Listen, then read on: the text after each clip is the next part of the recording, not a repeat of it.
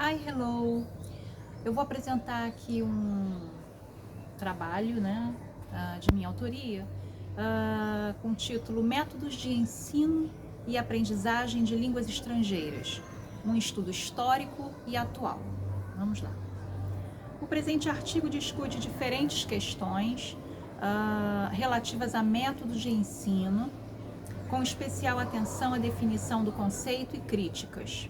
Ainda faz um estudo histórico das diferentes metodologias de se ensinar as línguas estrangeiras, as LEs, seja por razões econômicas, diplomáticas, sociais, comerciais ou militares, levando em consideração que as primeiras aprendizagens de uma LE aconteceram pelo contato direto com o estrangeiro. Por fim, tem a intenção de mostrar ao professor os principais métodos de ensino de línguas, informando as opções existentes, cabendo tão somente a ele decidir que caminho seguir, levando em consideração sua experiência docente e as necessidades reais de seus alunos. Questões relacionadas a métodos de ensino despertam grande interesse, curiosidade e fascínio no ensino de línguas estrangeiras. A busca por um método perfeito foi durante muito tempo uma obsessão. Cada nova metodologia de ensino era defendida como uma revolução que pretendia corrigir todos os erros das anteriores. Apesar do século XIX ter marcado o início de importantes mudanças e inovações na procura pelo método perfeito, foi na segunda metade do século XX que a obsessão por métodos de ensino de línguas estrangeiras atingiu seu nível mais elevado. Durante esse período de tempo, vários métodos foram desenvolvidos ou, em alguns casos, modificados ou aperfeiçoados, a partir de outros já existentes.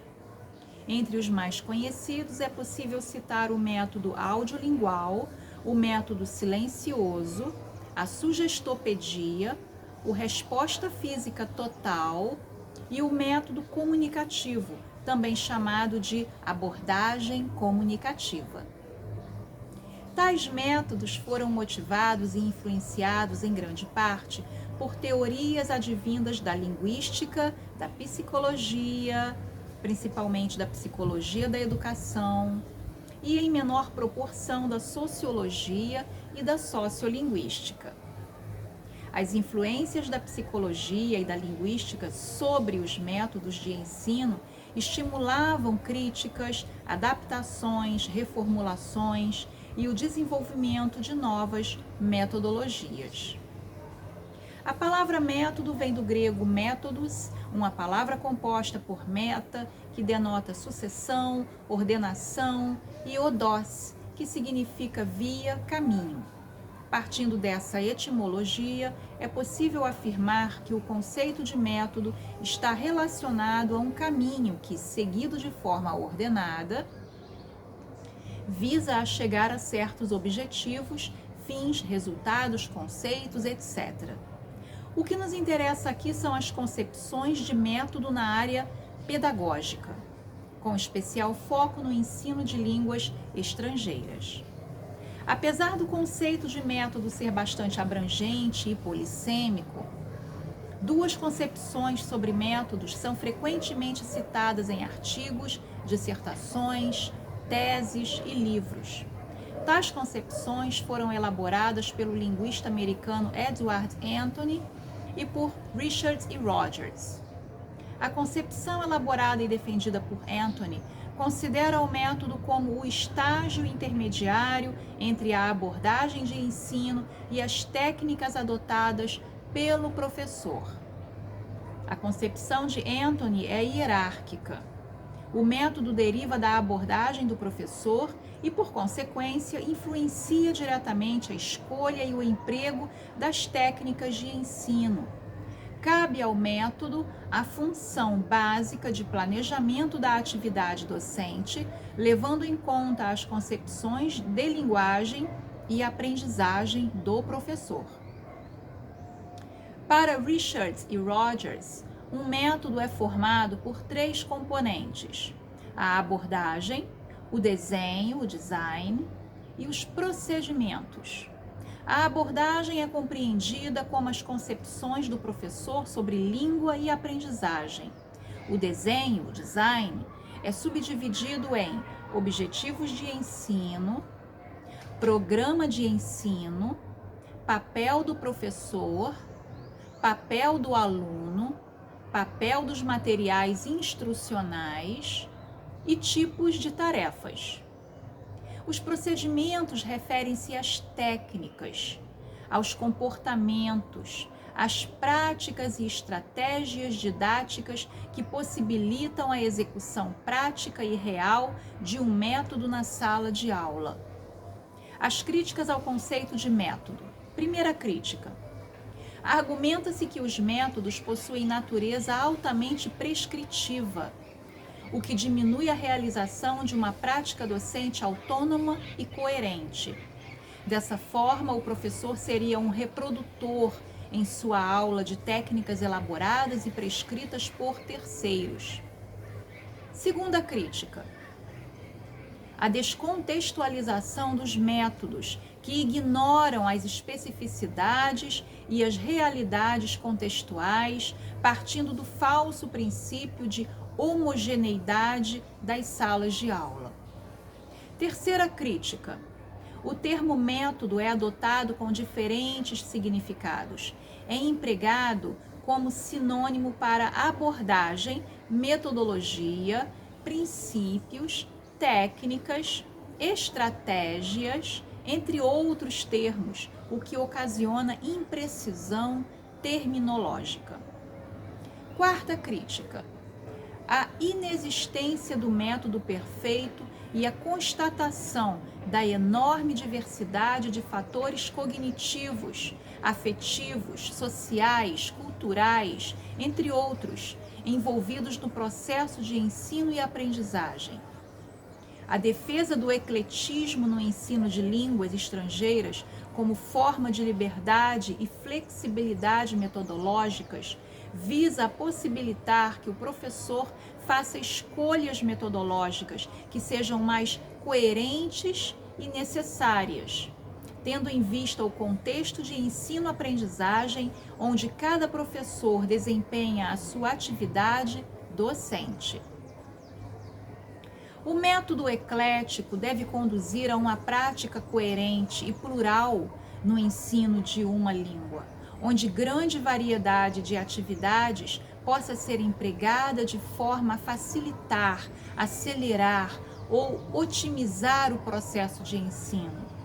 Ao adotar um método eclético, o professor deve ser capaz de fazer escolhas metodológicas que atendam às características e às necessidades de seu contexto pedagógico.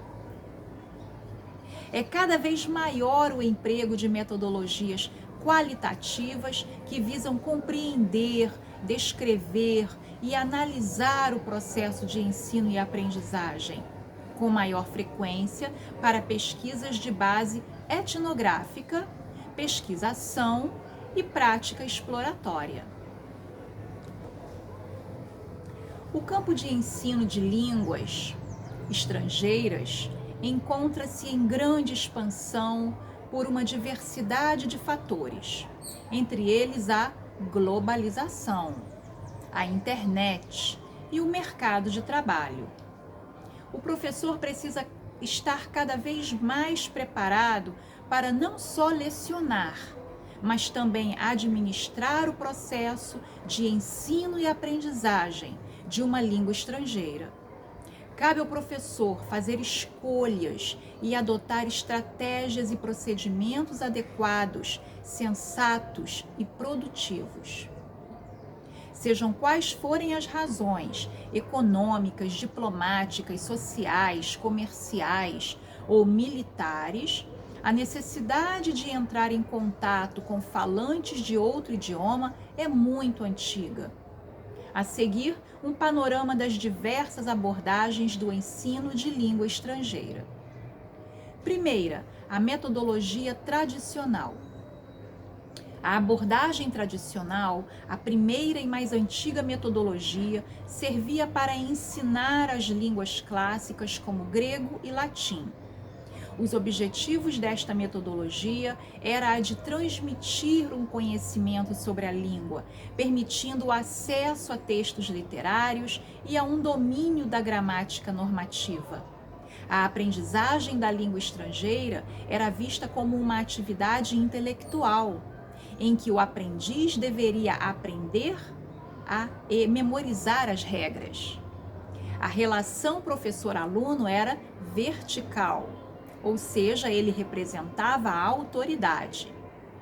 Pouca iniciativa era atribuída ao aluno. A interação professor-aluno era praticamente inexistente. Segunda metodologia, direta. O principal objetivo da aprendizagem da língua estrangeira era o ensino do vocabulário. O princípio fundamental da metodologia direta era o de que a aprendizagem da língua estrangeira deveria se dar em contato direto com a língua em estudo. A língua materna deveria ser excluída da sala de aula. A transmissão dos significados dava-se através de gestos, gravuras, fotos, simulação, enfim, tudo que pudesse facilitar a compreensão, sem jamais recorrer à tradução. Era fazer com que o aprendiz pensasse diretamente na língua estrangeira. Terceira, a metodologia audio-oral ou audiolingual. Com a entrada dos americanos na guerra, o exército sentiu a necessidade de produzir rapidamente falantes fluentes em várias línguas. A fim de atingir tal objetivo, foi lançado em 1943 um grande programa didático que deu origem ao método do exército. Os princípios básicos desta abordagem eram: a língua é fala e não escrita, e a língua é um conjunto de hábitos. Quarta, a metodologia audiovisual. A estrita gradação gramatical, exercícios mecânicos, processos combinados de memorização e dramatização dos diálogos, exercícios estruturais. Quinta, a metodologia comunicativa. A língua é então analisada como um conjunto de eventos comunicativos. A abordagem comunicativa centraliza o ensino da língua estrangeira na comunicação. Trata-se de ensinar o aluno a se comunicar em língua estrangeira. Saber comunicar significa ser capaz de produzir enunciados linguísticos de acordo com a intenção de comunicação e conforme a situação de comunicação. A abordagem comunicativa dá muita importância à produção dos alunos, no sentido que ela tenta favorecer estas produções, dando ao aluno a ocasião múltipla e variada de produzir na língua estrangeira, ajudando-o a vencer seus bloqueios, não o corrigindo sistematicamente. Diversos elementos se conjugam a fim de dar conta da aprendizagem de uma língua estrangeira, mas considera-se que o estar motivado para aprender constitua a melhor forma de aprendizado, independente da metodologia a ser utilizada. Acredita-se que para manter a motivação pela língua estrangeira em estudo, o aluno precisa se engajar no processo, tem de aprender a aprender e ser capaz de assumir uma parte de responsabilidade por sua aprendizagem. A intenção aqui não é doutrinar o professor no uso de um determinado método, mas informá-lo das opções existentes. Cabe a ele, partindo de sua experiência, das características de seus alunos e das condições existentes, tomar a decisão final. Recapitulando, temos que a abordagem é o termo mais abrangente e engloba os pressupostos teóricos acerca da língua e da aprendizagem. As abordagens variam na medida em que variam esses pressupostos. O método tem uma abrangência mais restrita e pode estar contido dentro de uma abordagem. Então vejamos algumas abordagens e suas características. Primeira, a abordagem da gramática e da tradução. Consiste no ensino da segunda língua pela primeira. Segunda, a abordagem direta, conhecida tradicionalmente como método direto. O princípio fundamental é de que a segunda língua se aprende através da segunda língua. A língua materna nunca deve ser usada na sala de aula. A ênfase está na língua oral. A técnica da repetição é usada para o aprendizado automático da língua. Terceira, a abordagem para a leitura, conhecida tradicionalmente como método da leitura. O objetivo principal da abordagem para a leitura era desenvolver a habilidade de leitura. Para isso, procurava-se criar o máximo de condições que propiciassem a leitura. A ênfase na pronúncia era mínima. Predominavam os exercícios escritos, principalmente os questionários baseados em textos. A gramática restringia-se ao necessário para a compreensão da leitura. Ocasionalmente, exercícios de tradução eram também empregados. Quarta, a abordagem audiolingual. Havia uma grande preocupação em evitar que os alunos cometessem erros. Para isso, o ensino era feito através de pequenos passos, com a aprendizagem gradual das estruturas, que eram apresentadas uma a uma. As estruturas básicas da língua deveriam ser praticadas até a automatização, o que era conseguido através de exercícios de repetição. Concluindo, os cursos devem ser planejados a partir das necessidades e interesses dos alunos. Os inúmeros cursos existentes atualmente atestam a importância do que em inglês se convencionou chamar de ESP, English for Specific Purposes. A abordagem comunicativa defende a aprendizagem centrada no aluno, não só em termos de conteúdo, mas também de técnicas usadas em sala de aula. O professor deixa de exercer seu papel de autoridade, de distribuidor de conhecimentos, para assumir o papel de orientador. Então é isso, ficamos por aqui. Espero que você goste e consiga absorver o máximo desse conteúdo. Ok? Bye, bye!